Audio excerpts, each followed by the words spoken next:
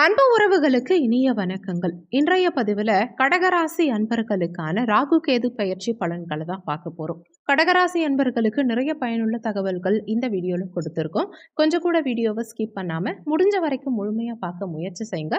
வாங்க வீடியோக்குள்ளே போகலாம். கடகராசியை பொறுத்த வரைக்கும் புனர்பூசம் 4ஆம் பாதம், பூசம் 1, 2, 3, 4ஆம் பாதங்கள், ஆயில்யம் 1, 2, 3, 4ஆம் பாதங்களை உள்ளடக்கியது கடகராசி. கடகராசிக்கு அதிபதி சந்திர பகவான். வீடியோவில் சொல்லக்கூடிய பலன்கள் ஆண் பெண் இருப்பாளருக்கும் பொருந்தக்கூடிய பலன்கள். ஒரு சின்ன இன்ஃபர்மேஷன், எங்ககிட்ட தரமான பிஜிடிஆர்பி ஜுவாலஜி நோட்ஸ் இருக்கு, with psychology and general knowledge நோட்ஸும் இருக்கு.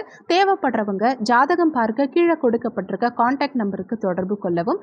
முக்கியமான விஷயம், எம்எஸ்சி பிஎட் ஜுவாலஜி டீச்சர்ஸ் மட்டும் கால் பண்ணுங்க, மற்ற டிபார்ட்மெண்ட் நோட்ஸ் எங்ககிட்ட இல்லை. ராகு கேது பயிற்சி வரக்கூடிய மே 18ஆம் தேதி அன்னைக்கு நிகழ இருக்கு. கடந்த காலகட்டங்களில் பாக்கிய தந்தை ஸ்தானமான 9ஆம் பாவகத்தில் சஞ்சாரம் செஞ்ச ராகு பகவான் இனி அஷ்டமஸ்தானமான 8ஆம் பாவகத்தில் சஞ்சாரம் செய்ய இருக்கார்.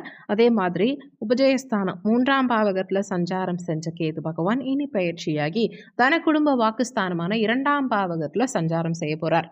ராகுவை பொறுத்த வரைக்கும் அஷ்டமஸ்தானம் இது பம்பு வழக்கு சார்ந்த பிரச்சனைக்குரிய ஒரு ஸ்தானம் இல்லையா. இங்கே ராகு வந்து அமரும்போது சில ப்ளஸ் மைனஸ் ரெண்டுமான மிக்சிங்கான பலன்களை தான் கொடுக்கும். நெகட்டிவ் பலன்களையும் கொடுக்கும், பாசிட்டிவான பலன்களையும் கொடுக்கும்.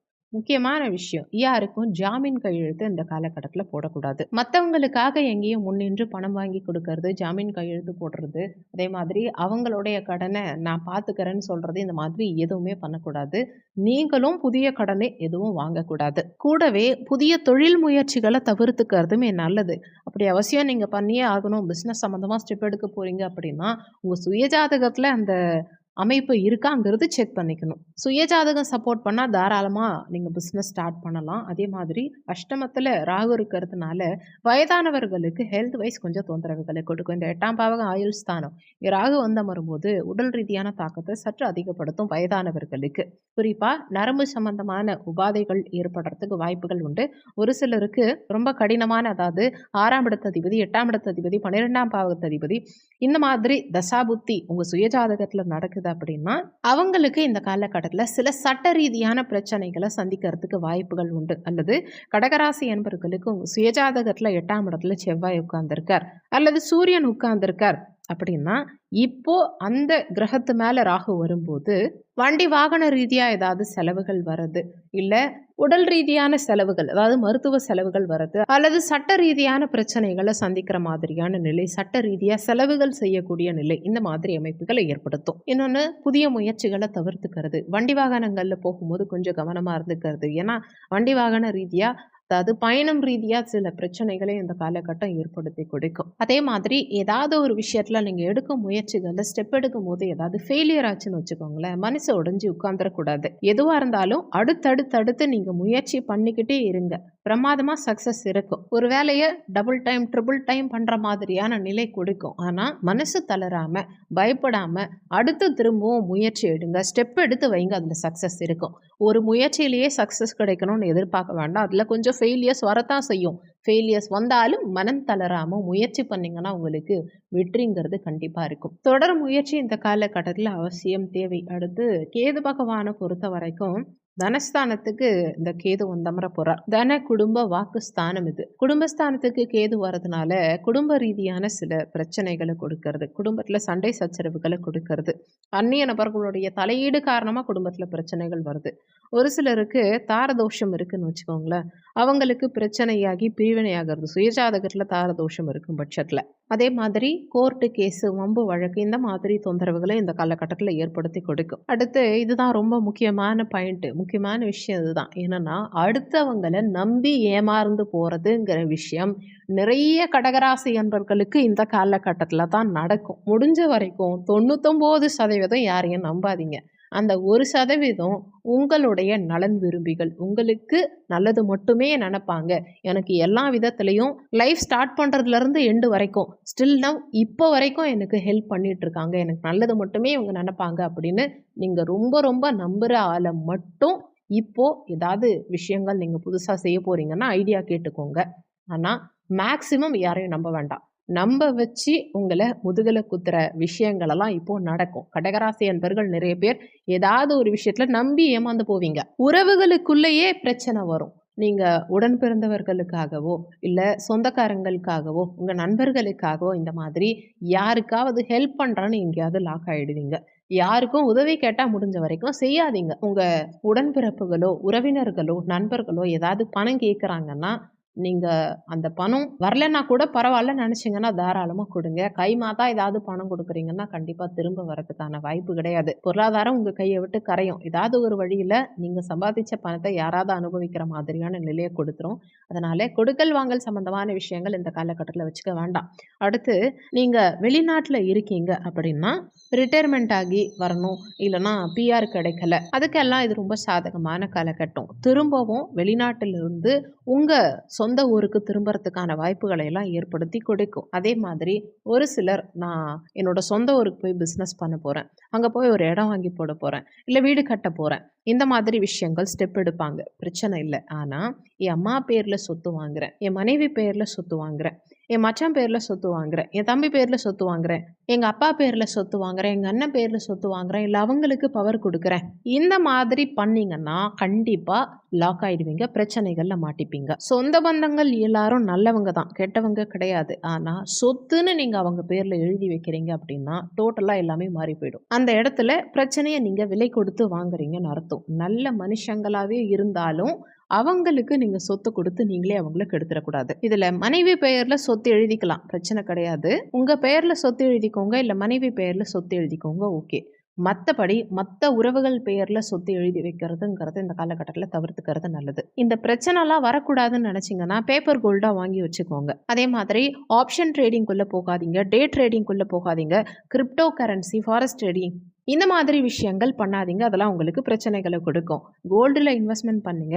Share market investment, mutual fund இந்த மாதிரியான இன்வெஸ்ட்மெண்ட் ஸ்டாண்டர்டான இன்வெஸ்ட்மெண்ட்டாக இருக்கணும். கம்மியான வளர்ச்சியாக இருந்தாலும் ரிஸ்க் இல்லாத ஒரு நல்ல இன்வெஸ்ட்மெண்ட்டாக பண்ணுங்க. இன்னொன்று ரியல் எஸ்டேட் இன்வெஸ்ட்மெண்ட் பண்ணலாம். அது பாதுகாப்பான இன்வெஸ்ட்மெண்ட்டாக இருக்கணும். உங்கள் பேரில் இருக்கணும். பேப்பர் கோல்டில் இன்வெஸ்ட்மெண்ட் பண்ணலாம். அது ஃபியூச்சருக்கு உங்களுக்கு ரொம்ப பெஸ்ட்டான ஒரு இன்வெஸ்ட்மெண்ட்டாக இருக்கும். ஃபிக்ஸட் டெபாசிட், அப்புறம் மியூச்சுவல் ஃபண்ட் இந்த மாதிரி சேஃபான இன்வெஸ்ட்மெண்ட் பண்ணுங்க. இது வெளிநாட்டில் இருக்கவங்களா இருந்தாலும் சரி, உள்நாட்டில் இருக்கவங்களா இருந்தாலும் சரி, இந்த மாதிரி சேஃபான இன்வெஸ்ட்மெண்ட் இந்த காலகட்டத்தில் உங்களுக்கு நல்லது. அடுத்து 2ஆம் இடத்துக்கு கேது. கண் சம்பந்தமான சில பிரச்சனைகளை கொடுப்பாரு. கண் புரை விளறது, கண் சம்பந்தமா ஏதாவது மருத்துவ செலவுகள் பண்றது, இந்த மாதிரி தொந்தரவுகளை கொடுக்கும். ஒரு சிலருக்கு பல் சம்பந்தமான உபாதைகள், பல் சம்பந்தமான மருத்துவ சிகிச்சை செய்யற மாதிரி நிலை கொடுக்கும்.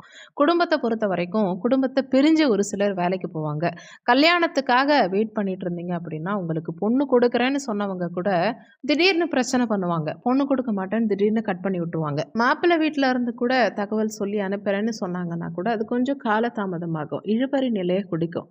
திடீர்னு வேண்டான்னு சொல்லி நிறுத்திடுவாங்க. ஒரு சிலருக்கு இன்ஃபெக்ஷன் சம்பந்தமான தொந்தரவுகள் வந்து வந்து போகும். கொஞ்சம் பயம் அதிகமா வரும். இதோட நமக்கு ஏதாவது பிரச்சனை வந்துருமா, பெரிய அளவுல ஹெல்த் இஷ்யூஸ் ஏதாவது வந்துருமா அப்படின்னு கொஞ்சம் பயப்படுவீங்க. அந்த பயத்தை முடிஞ்ச வரைக்கும் முற்றிலுமா தவிர்த்துக்க பாருங்க. எதுவுமே உங்க கை மீறி போற அளவுக்கு இருக்காது. ஆயுள் ஸ்தானத்துக்கு ராகு வரதுனால ஏதாவது தொந்தரவு வந்துருமோ அப்படிங்கிற பயம் ஒரு சிலருக்கு இருக்கும். ஆனா அப்படி கிடையாது.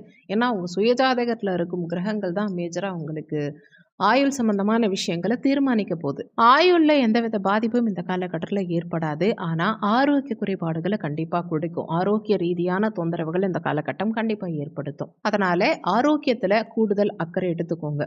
இதுல இன்னொரு ரிஸ்க் இருக்கு. இந்த போதை பொருட்கள் சாப்பிடுறவங்க, இந்த குடிப்பழக்கத்துக்கு ஆளாகி இருக்கவங்க, இல்ல புகைப்பிடிக்கிறவங்க, மற்ற இதர போதை பொருட்கள் பயன்படுத்துறவங்களுக்கு இந்த காலகட்டத்தில் பிரச்சனைகள் வரும். ஒரு சிலருக்கு போதை பழக்கம் அதிகமாகறதுக்கு வாய்ப்புகள் உண்டு. ஏற்கனவே எப்பயாவது ஒரு தடவை நான் ட்ரிங்க்ஸ் சாப்பிடுவேன் அப்படிங்கிறவங்க இப்போ கொஞ்சம் அதிகமாக சாப்பிட்றதுக்கு வாய்ப்புகள் உண்டு.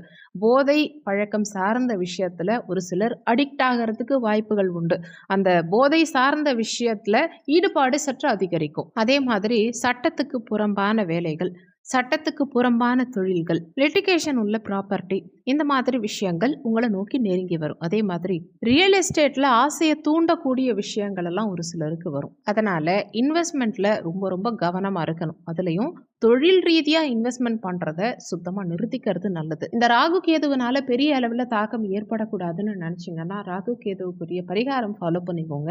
கேதுவுக்கு அதிதேவதை விநாயக பெருமான். ஞாயிற்றுக்கிழமை அல்லது சதுர்த்தி, சங்கடார சதுர்த்தி தினங்கள்ல விநாயக பெருமானுக்கு அருகம்புல் சாத்தி இரட்டை தீபம் ஏற்றி முடிஞ்சா சூறை தேங்காய் உடைச்சி வழிபாடு செய்யுங்க. சூறை தேங்காய் உடைக்கும் போது தடங்கல்கள் விலகும். இப்படி விநாயக பெருமான் வழிபாடு செய்யறது மூலமா கேதுவுடைய தாக்கம் உங்க வாழ்க்கையில பெரிய அளவுல இருக்காது.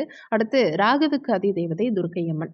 செவ்வாய்க்கிழமை, வெள்ளிக்கிழமை அல்லது ஞாயிற்றுக்கிழமை தினங்கள்ல ராகு கால நேரத்துல துர்க்கை அம்மனுக்கு சிவப்பு நிற மலர் சூட்டி குங்கும அர்ச்சனை பண்ணி எலுமிச்சை பழ தீபம் ஏற்றி துர்க்கை அம்மன் வழிபாடு செய்யும் போது ராகுவுடைய தாக்கம் உங்க வாழ்க்கையில பெரிய அளவுல ஏற்படாம பாதுகாக்கலாம்.